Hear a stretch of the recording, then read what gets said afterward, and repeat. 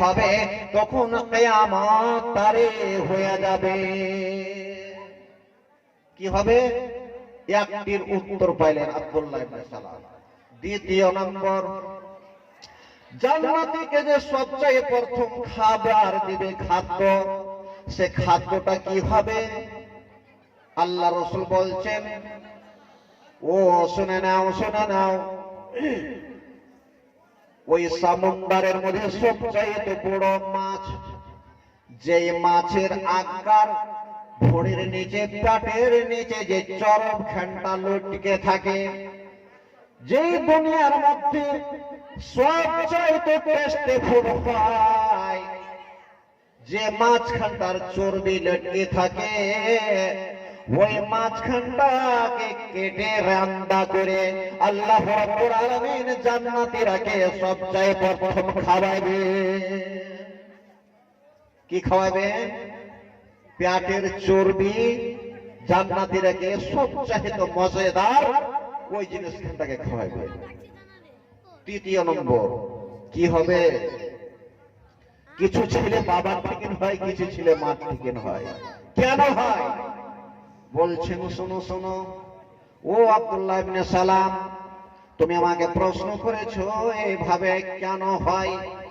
যখন আল্লাহ রাব্বুল আলামিন মানুষকে এবং স্ত্রীকে জন্ম গ্রহণ করেছেন, দুইজন যে হয়, যখন তাদের স্বামী স্ত্রীর সঙ্গে যখন মিলন হয়, আর তার মধ্যে একটি সবচেয়ে জয়ঘন্য কাতরা তার খাইশে নফসের পরে যখন মিলন হয়, যে কাতরা মানিটা হয়, যাকে আমরা মানে বলি, পানি বলি, যদি বাবার যদি পহলে যদি তার বের হয়ে যায়, সেই ছেলেটা যে জন্ম পাবে সে বাবার থেকে না হবে। যদি মা স্ত্রীর যদি পানিটা আগে যদি বের হয়, তবে সেই স্ত্রীটা মার থেকে না হবে। কার থেকে না হবে? মার থেকে না হবে। যদি মার বের হয় প্রথম তবে, আর যদি বাবার যদি প্রথম যদি বের হয় তো বাবার থেকে হবে। হযরতে আব্দুল্লাহ ইবনে সালাম আল্লাহ রাসূল জনাবে মুহাম্মদুর রাসূলুল্লাহ সাল্লাল্লাহু আলাইহি ওয়াসাল্লামের যখন উত্তর শুনলেন, উনি জবর তাওরাত পড়ে রেখেছিলেন, ওনার বিশ্বাস হয়ে গিয়েছিল যে ঠিকই এটাই হলেন শেষ আল্লাহর নবী জনাবে মুহাম্মদুর রাসূলুল্লাহ সাল্লাল্লাহু আলাইহি ওয়াসাল্লাম। উনি ইসলাম গ্রহণ করছিলেন, লম্বা হাদিস আছে, মোটামুটি আধা ঘন্টা লাগবে বলতে গেলে বলে। তো সেই দিকে আমি যাব না। জান্নাতীদেরকে প্রথম খাবার কি দিবে? মাছের মাংস, তার চরম ঘন্টা, যে বেড়ে থাকে সেই চরম ঘন্টা খাবার দেবে। তাই আমি কি বলছিলাম, হযরতে আয়েশা সিদ্দিকা রাদিয়াল্লাহু তাআলা আনহা বলছেন যে ও ইনদাল সিরাতে ইযা উযিয়া বাইনা জাহরা জাহান্নামা, ওই জাহান্নামের পিঠের উপর দিয়ে যখন পুল সিরাতকে কায়েম করা হবে, গাধা যখন বানিয়ে দেওয়া হবে, আর এই পৃথিবীর মহিলারা এবং মরদ লোকেরা যতই মানুষ রয়েছে সমস্ত মানুষকে বলা হবে, তুমি এই রাস্তা খেনটা দিয়ে এই পার্শ্বে থেকে ওই পার্শ্বে চলে যাও। যারা নেককার হবে তারা ওই বিজলির মতন সেই পুল সিরাতকে পার করে নেবে, আর যারা নেককার না হবে, যারা গুনাহ করে ফেলেছে, ত্রুটি করে ফেলেছে, ভুল করে ফেলেছে, আল্লাহর আদেশকে কোনোদিন পালন করেনি, আল্লাহর নবী জনাবে মুহাম্মদুর রাসূলুল্লাহ যে সমস্ত কথা বলে গিয়েছেন সেগুলোকে মেনে চলেনি, তাদের ঠিকানা জাহান্নাম হবে। ও মা খালারা শুনেন, আমাদের কথা নাই, আল্লাহ রাসূল জনাবে মুহাম্মদুর রাসূলুল্লাহ সাল্লাল্লাহু আলাইহি সাল্লাম বলছেন, কিন্তু আমরা স্বামীর অনেক অনেক কথাকে মানি না। আল্লাহ রাসূলের হাদিসটা শুনেন, তারপরে আমি আপনার নিজের মাকসাদের দিকে যাব। কি আল্লাহ রাসূল বলছেন? ওয়ান আনাস قال سمعت رسول الله صلى الله عليه وسلم المرأة إذا صلت خمسها وإذا صامت سحرها وأحسنت فرضها وأطاعت بعلها فلتدخل من أي أبواب الجنة شاءت। হযরত আনাস রাদিয়াল্লাহু তাআলা আনহু রাবি বলছেন, আল্লাহ রাসূল জনাবে মুহাম্মদুর রাসূলুল্লাহ সাল্লাল্লাহু আলাইহি সাল্লাম ये মেয়েদের মহিলাদের সম্বন্ধে বলেছেন, ওরে শুনে লাও ও মা খালাদের মধ্যে এই চারটি জিনিস যদি তার মধ্যে যদি থাকে, এই চারটি জিনিস যদি সঠিকভাবে তার যদি পালন করে দেয়, তাহলে পরে ওই জান্নাতের যে 8টি দরজা রয়েছে, ওই 8টি ইন্না ফিল জান্নাতে সামানিয়াত আবওয়াব, ওই যে 8টি দরজা রয়েছে, ওই 8টি দরজার মধ্যে 8খানটা দুয়ারের মধ্যে যে দুয়ারখানটা ইচ্ছা হবে আমি এই দুয়ার দিয়ে জান্নাতে প্রবেশ করে দেব, এই দুয়ারখানটা দিয়ে আমি জান্নাতে ঢুকে যাব, কোন প্রকারের রোগ হবে না।